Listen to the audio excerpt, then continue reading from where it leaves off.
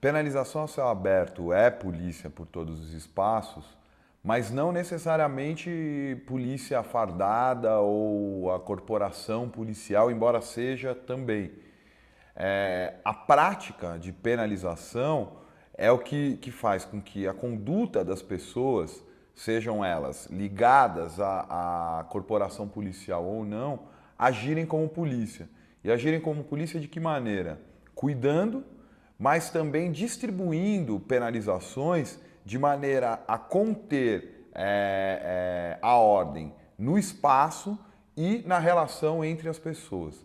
Faz com que cada um se transforme em um polícia ou num cidadão polícia. O campo de concentração a céu aberto diz respeito às tecnologias de governo na sociedade de controle, e essas tecnologias de governo passam, sobretudo, pela conduta das pessoas. Passa pela conduta, principalmente das pessoas, enquanto uma tecnologia de governo, passa por práticas comunitárias locais, passa por meios de monitoramentos eletrônicos, né, como câmeras de vigilância, GPS, georreferenciamento de satélite, mas passa, sobretudo, por uma forma de educação que amplia e expande a educação baseada no castigo e na recompensa, que produz essa conduta conformando vários espaços da cidade como campos de concentração. E esses vários espaços podem ser quais? Pode ser tanto as periferias, né, como um espaço onde uma série de recursos, de equipamentos sociais, de assistências, de cuidados, de trabalhos comunitários, de ONGs, de polícias, de políticas estatais, né, faz de tudo para que as pessoas fiquem naquele lugar, né, ou saiam de maneira regulada daquele lugar durante um curto espaço de tempo, preferencialmente para trabalharem, mas também pode ser entendido como a forma, por exemplo, né, de alguns condomínios de alto luxo, onde as pessoas moram, estudam, trabalham, se divertem, têm lazer, educação, sem sair daquele território. Se no campo de concentração da metade do século XX, né, você tinha formas de contenção corporal das pessoas naquele espaço, a participação possibilita com que as pessoas desejem estar naquele espaço, queiram estar naquele espaço, se sintam parte daquele lugar. Quanto mais se expande as práticas democráticas de participação ou a convocação à participação, maior é a eficiência, né, dessa tecnologia de governo em conter as pessoas naquele lugar e, mais que isso, fazer com que elas queiram estar naquele lugar, com que elas se sintam felizes naquele lugar, com que elas se sintam satisfeitas naquele lugar, intensificando a prática de governo pelo desejo ou pela vontade de querer ser governado. O que se quer produzir é essa vontade de cuidar desse lugar, né, ou essa disposição em cuidar desse lugar, e aí sim, é preciso valorizar esse espaço. O clássico que mostra é o funk lá carioca, eu só quero ser feliz, morar tranquilamente na favela onde eu nasci.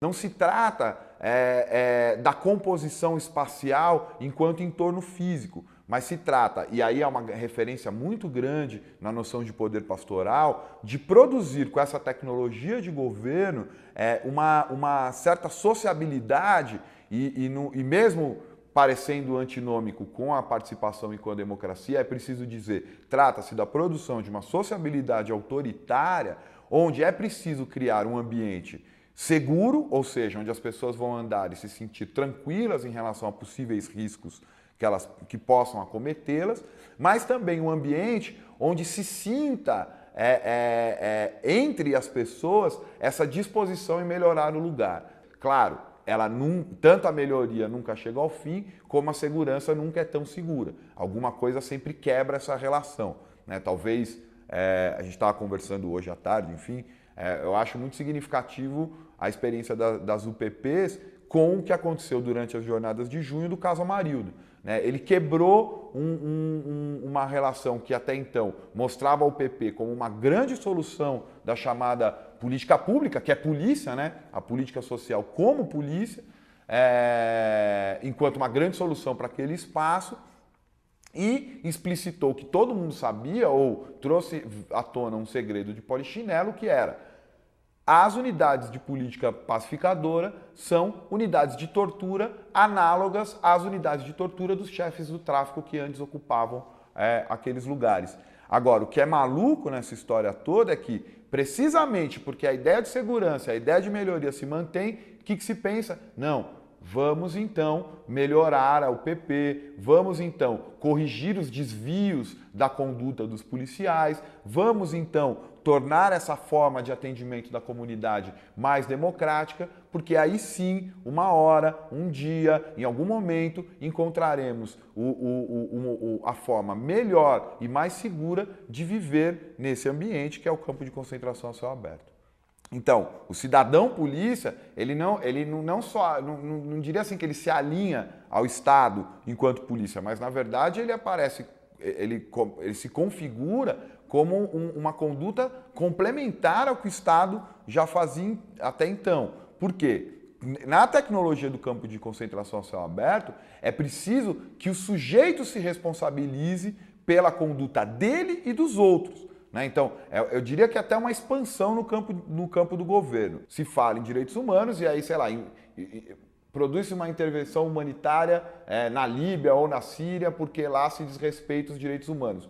Eu nunca vi nenhum Estado, por exemplo, pedir uma intervenção humanitária na China, que desrespeita os direitos humanos o tempo todo. Essa conduta policial na conduta dos Estados no ambiente internacional, ela traz sim esse cuidado policial mútuo, né? Mas ele tem esse corte que é da garantia ou do que faz funcionar o próprio ambiente internacional. Se o código moral, no caso, a defesa dos direitos humanos e a democracia transterritorial, for conflitante com esses interesses, aí vai tudo para o vinagre e se faz o que se deve fazer. Né? Por exemplo, quando se executa o Osama Bin Laden. É para fazer o que tem que ser feito. E desse jeito, paradoxalmente, ou não, né, garante-se a democracia. Né? Agindo contra os princípios ou os referenciais morais da conduta recomendada ao Estado democrático. Não é possível, por exemplo, instaurar um programa de UPP numa favela se você antes não chegar e limpar os traficantes ou os perigosos ou os ditos traficantes de lá e racionalizar essa aplicação da violência. Nas missões de paz é a mesma coisa. Vamos intervir porque esse Estado é incapaz de garantir a segurança dos seus cidadãos, isso justifica o que se chama de quebra da soberania desse Estado. E em nome do bem da população desse Estado, nós vamos, inclusive, se necessário, praticar a violência. Nesse sentido, me parece muito com o argumento do próprio Estado. Quer dizer, estamos aqui, é quase como aquela coisa de educação autoritária, né? Sua mãe te bate e fala assim: estou te batendo para o seu bem. Um dia você me como se diz? Um dia você me agradecerá por isso. Então, essa coisa da conduta, né, principalmente referenciada na cultura do castigo e da recompensa, no interior de uma sociabilidade autoritária, para mim ainda é a chave nessa relação dentro do campo de concentração a céu aberto. O tráfico é um grande negócio e muita gente ganha dinheiro com isso. Né? Quer dizer, mais que isso, né? Eu acho que as pessoas cada vez mais têm caído a ficha que o chefe do morro não era aquela meia dúzia, ou o grande dono da empresa não era aquele meia dúzia de moleque de chinela havaiana que foi filmado pelo Jornal Nacional na pacificação do Alemão, atravessando para a Vila Cruzeiro. Né? Não está colando mais vender a ideia de que o grande perigo da sociedade é esse sujeito.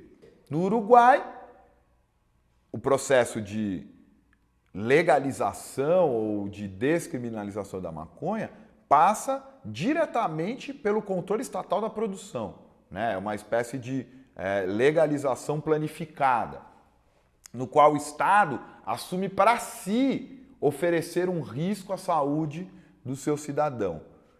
De outro lado, os consultórios de rua que lidam com a ponta mais difícil dessa relação do tráfico, porque marcha da maconha, vamos todo mundo fumar maconha, é meio tranquilo hoje em dia você fala. Até o Bill Clinton fala, o Fernando Henrique Cardoso. Agora, essa ponta sinistra, que é o consumo de crack, por exemplo, no centro de São Paulo, isso já causa mais sobressalto nas pessoas. E aí, se no Uruguai a legalização passa pelo controle do Estado, que assume para si oferecer um risco à saúde dos seus cidadãos, no consultório de rua, o Estado se coloca como o cuidador ou o pastor desses degenerados que são os usuários de crack. Em resumo, nenhum nem outro funcionam, porque produzem outras ilegalidades que se acoplam a essas e expandem essas práticas de governo. Então, consultório de rua. O problema não é que o cara fuma crack, o problema é que não pode ter um cara cagado, fudido, transitando pela rua ou aglomerado com um monte de cara cagado e fudido perto, por exemplo, da Sala São Paulo. Isso pode, inclusive, constranger a mulher do governador, pode constranger as pessoas que frequentam lá. Então, vamos, em nome do bem dessas pessoas, cuidar delas. Não dá mais para confinar, não rola mais confinar.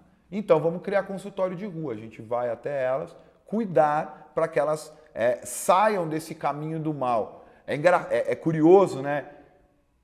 Principalmente na fala, você precisa se cuidar porque você acaba caindo no discurso religioso.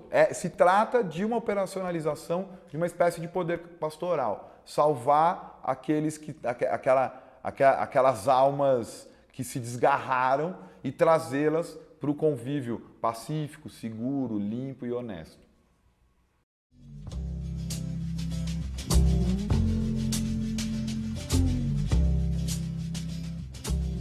A prisão nos anos 60, 70, isso não só no Brasil, se tornou uma bomba relógio, né, cara?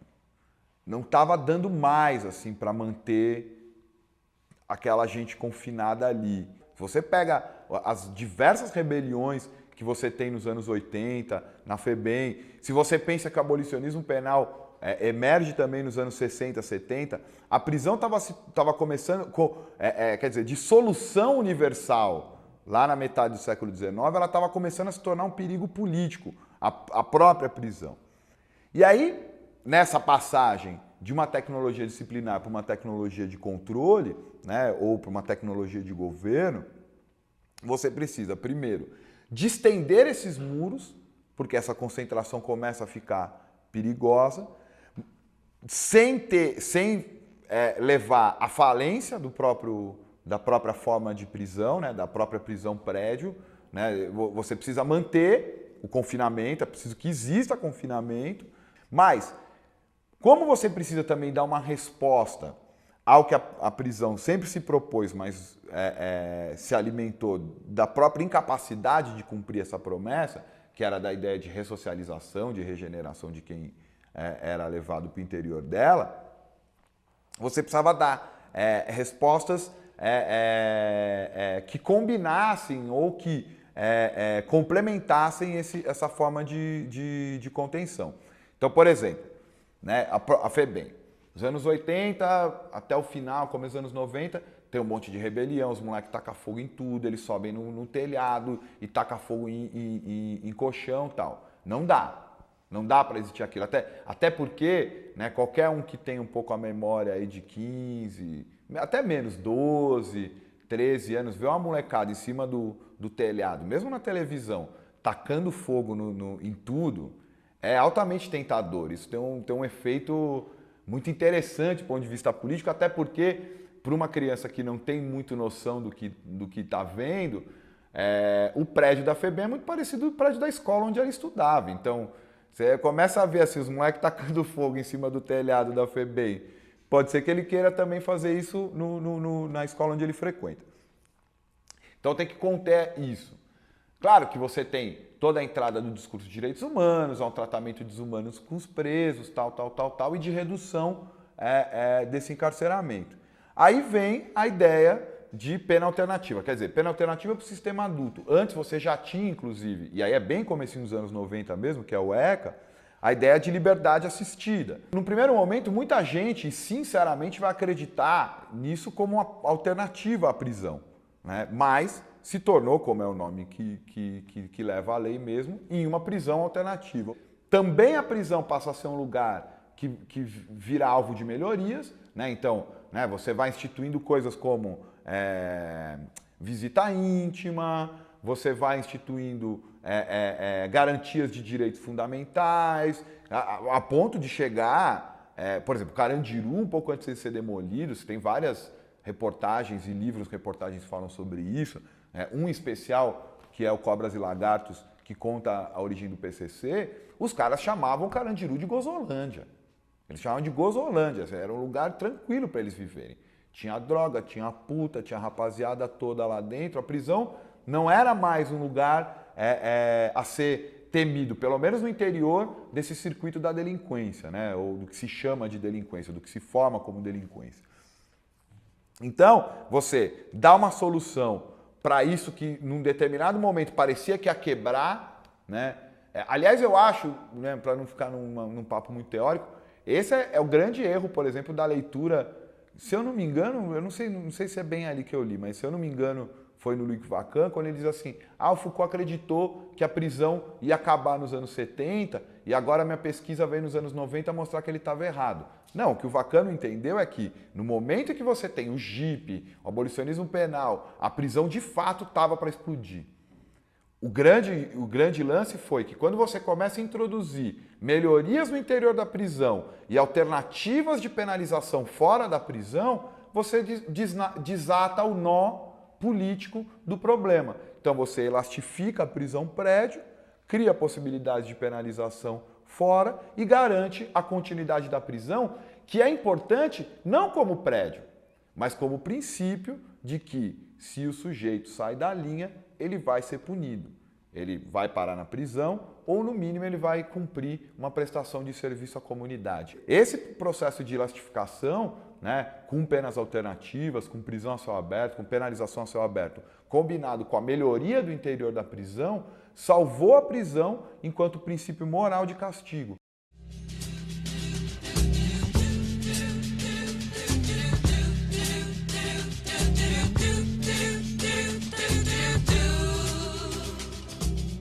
Vou sair da prisão, vou para a escola. Você não concorda com as regras da escola que você estuda? Venha nos ajudar a fazer as regras. Ou seja, você convoca esse cara a ocupar, mesmo que em um determinado momento, o centro, né? Ser protagonista ali da história. E aí o efeito imediato disso é o quê?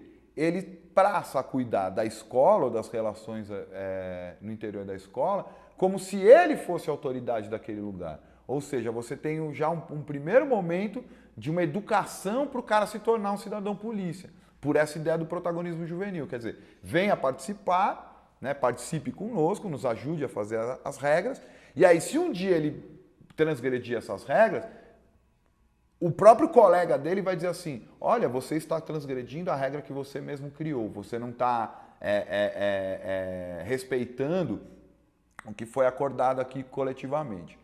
Uma das novas institucionalidades desse tipo de prática do cidadão policial é a justiça restaurativa. E olha, não é à toa que o trânsito dela é esse mesmo. Ela é experimentada no interior da escola, com as chamadas rodas de diálogo, né, que é o que compõe a justiça restaurativa.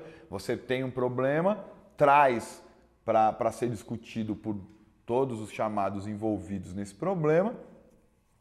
Só que a produção de solução para esse problema ela é judicializada. Ela está no interior dessas alternativas esperadas para isso.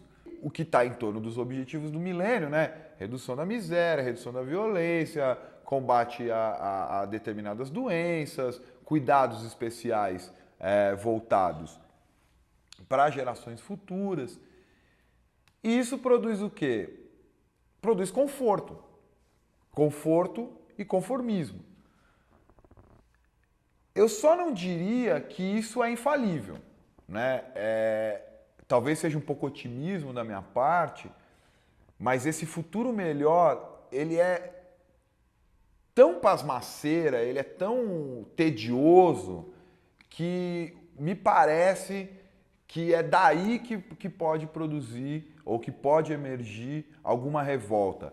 Não porque eu não tenho mais emprego, não porque o Estado deixou de destinar determinadas assistências para mim, não porque aquela ONG X não dá mais o cursinho específico, nem paga o jogo de camisas do time do bairro, mas é porque esse cuidado ostensivo para um futuro melhor torna a vida tão tediosa, mas tão tediosa que eu não consigo imaginar que as pessoas vão suportar muito tempo viver nessa pasmaceira que é do futuro melhor. Mas claro, o efeito que se espera desse investimento para as futuras gerações é a redução sim de revolta. Porque assim, calma, revoltar-se não vai adiantar em nada. Vamos participar para que gradualmente tudo possa ser melhor para mim, para você, para as futuras gerações e para todo o planeta.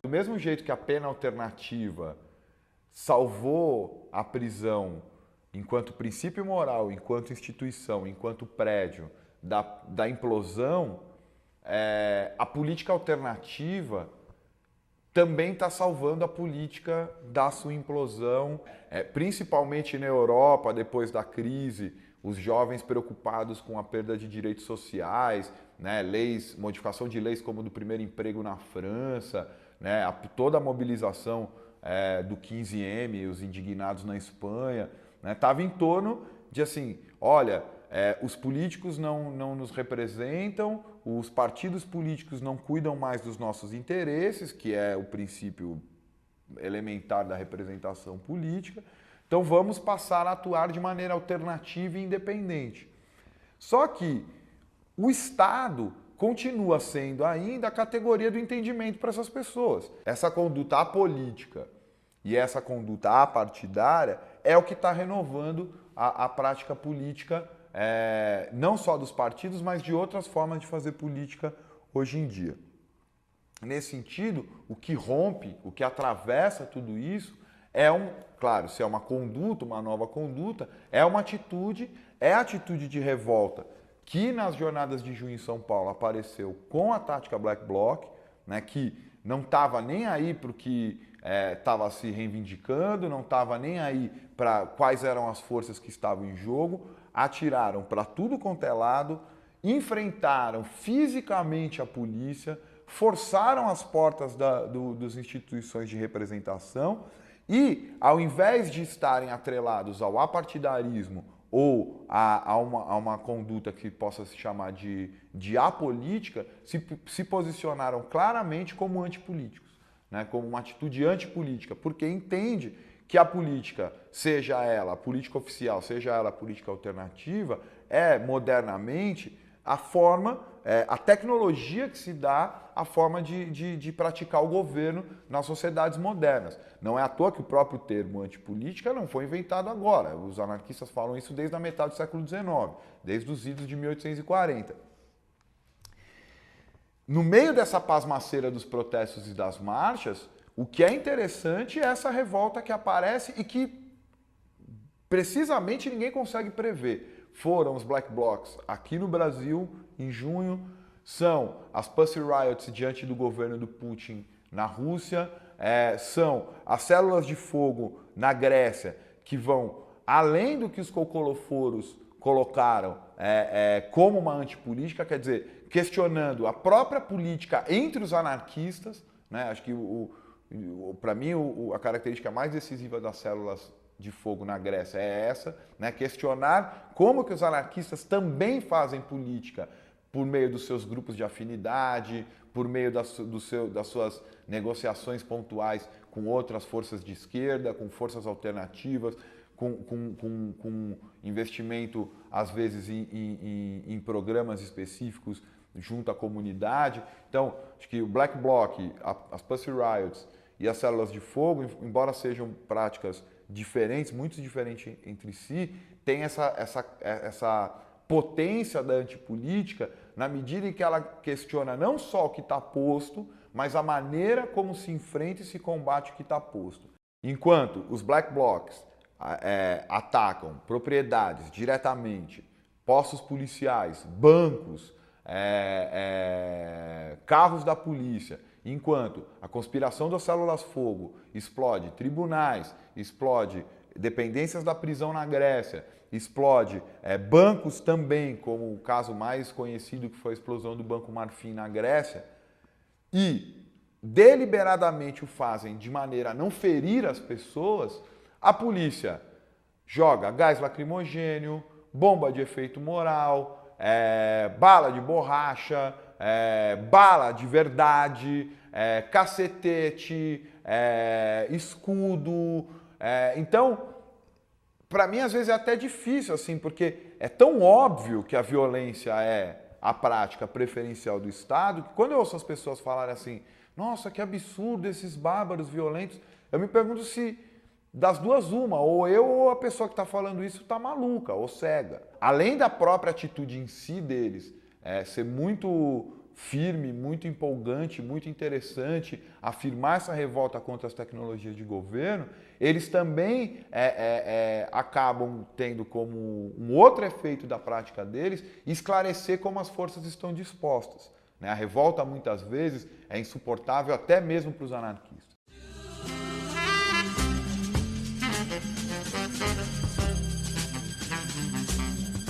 O abolicionismo penal libertário, ao colocar como alvo da sua atitude de revolta a cultura do castigo, a sociabilidade autoritária, ele consegue não só trazer o que há de mais potente no interior da cultura libertária e da própria história dos anarquismos, né, desde a crítica contundente de Proudhon, desde da maneira de se pronunciar contra o governo dentro da prisão do Turreau, desde toda a crítica ao autoritarismo do comunismo vindo do Proudhon, desde a própria crítica do Stirner aos fantasmas que até mesmo alguns anarquistas criam enquanto referência de código moral. Então consegue reunir tudo isso que há de mais potente do ponto de vista político e do ponto de vista da revolta nos anarquismos, com essa prática que começa no mais ou menos anos 60, 70, de combate à prisão, e ao promover esse encontro, esse bom encontro entre uma coisa e outra, potencializar as práticas no interior dos anarquismos e da cultura libertária, que, embora você tenha em vários momentos a crítica direta às prisões na história dos anarquismos, ela muitas vezes é esquecida pelos anarquistas. Hoje, cada vez mais, é impressionante como vários grupos, publicações e tal, têm a questão da prisão e a questão do castigo, a questão da punição como um problema menor, ao mesmo tempo que radicaliza o que era aquele abolicionismo do Husman, do Mathiesen, do Nilsquist, enfim, colocando, para além da simples abolição da prisão prédio, né, um ataque direto e uma abolição da própria cultura do castigo.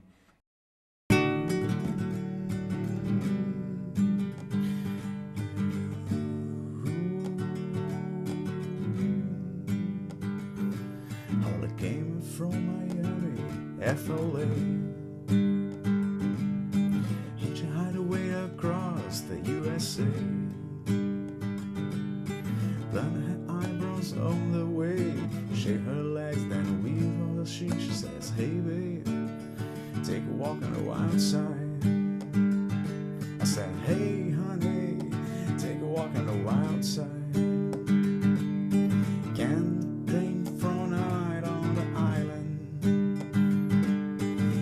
Back when she was everybody's darling, but she never lost her head, even when o que é sagrado, que deve ser sagradamente defendido pela polícia é a propriedade. Isso está na Declaração dos Direitos do Homem e do Cidadão da Revolução Francesa, isso está na Declaração Universal dos Direitos Humanos da ONU, isso está na Constituição Brasileira, dos Estados Unidos, da Inglaterra, da Grécia.